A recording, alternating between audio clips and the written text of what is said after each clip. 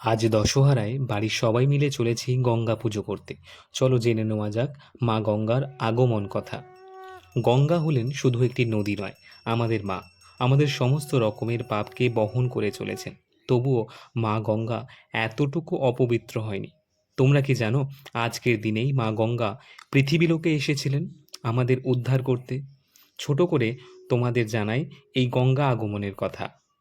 রাজা ভগীরথের কঠোর তপস্যায় সন্তুষ্ট হয়ে মা গঙ্গা আজকের দিনেই স্বর্গলোক থেকে মর্তে পদার্পণ করেছিলেন। দিনটা ছিল জ্যৈষ্ঠ মাসের শুক্লপক্ষের দশমী তিথি। গঙ্গার সৃষ্টি কোথা থেকে? গঙ্গা শ্রী বিষ্ণুর পায়ের আঙুল থেকে সৃষ্টি। গঙ্গার নিবাস হল প্রজাপতি ব্রহ্মার কুমণ্ডলুতে। গঙ্গার স্রোত ও গতিবিধি এতটাই দুর্গম ছিল, গঙ্গা পৃথিবীতে আসা মাত্রই স্রোতে তলিয়ে যেত এই ভূভারত।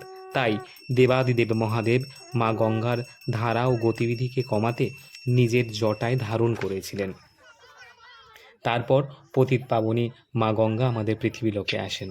বইপত্র ঘেঁটে আমি এই তথ্যই সংগ্রহ করতে সক্ষম হয়েছি। আরও অন্যরকম মতামত থাকতে পারে গঙ্গা আগমনের কথা নিয়ে।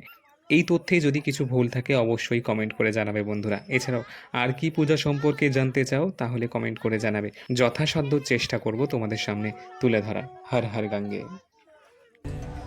जो चला गया वो लौट के फिर ना आए, तेरा कर्म ही है जो संग तेरे ही जाए। हर हर गंगे हर हर गंगे हर हर गंगे गंगे हर हर गंगे हर हर गंगे। শুভ দশহরা।